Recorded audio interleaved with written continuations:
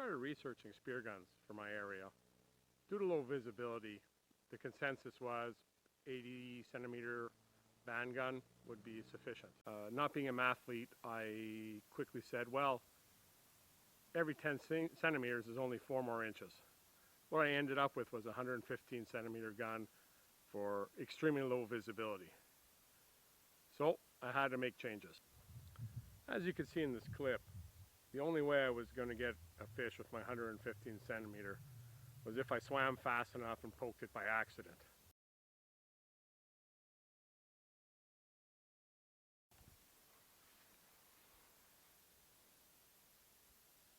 After a few trips in my local area, I realized I was getting nowhere with this long gun, so I had to pivot. Doing some research, I found out that the pneumatic spear guns had a much better power ratio to size in shallow water, which is what I was diving in.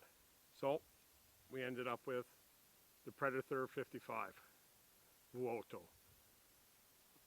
This one has a dry barrel gun, so I could run it at a lower pressure than a wet barrel gun, and it'll give me the same power, or I could increase the power by pumping it up further and actually have a stronger gun. So let's get into some tech specs. Here's the spear shaft. The spear is a 7mm shaft. The tip thread, M7 by 1. The overall length of the spear, excluding the tip, is 53 centimeters,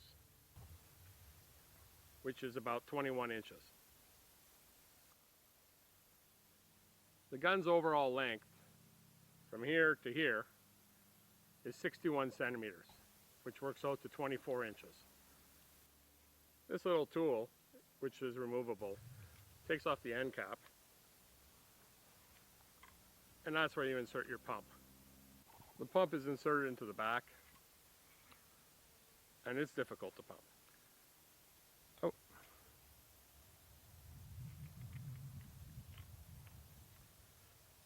And it's removed by unscrewing. Be careful inserting it, as the threads aren't all that fantastic and it seems to be easy to cross thread. Plus, it's all aluminum.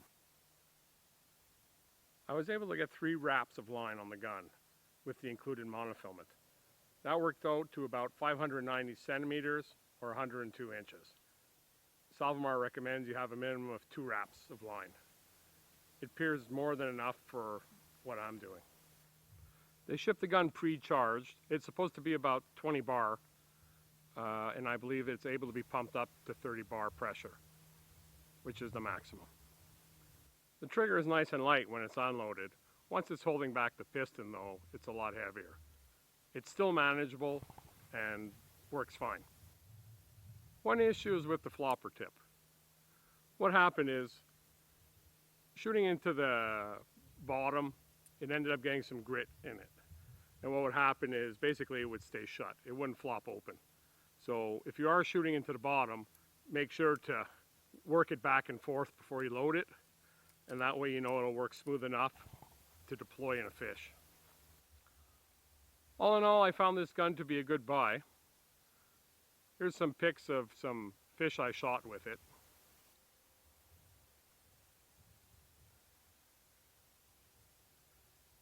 Now I also shoot in some current. This gun is great for the current compared to the 115 because it doesn't get blown around a lot and it's quick to point and quick to shoot. I almost forgot to show you pics of the gun in action. I guess that would be kind of like going to see a strip show and the stripper not take their clothes off. Have a look at these.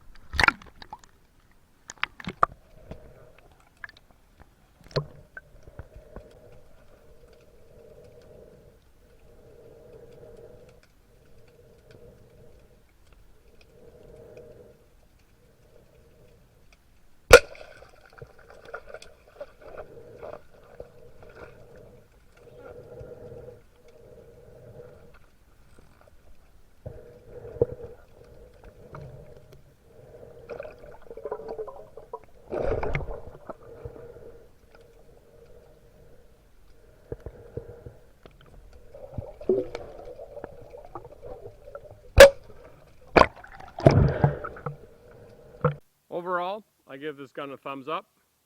Works well for the intended purpose, and I don't think you'll be disappointed. Thanks for watching.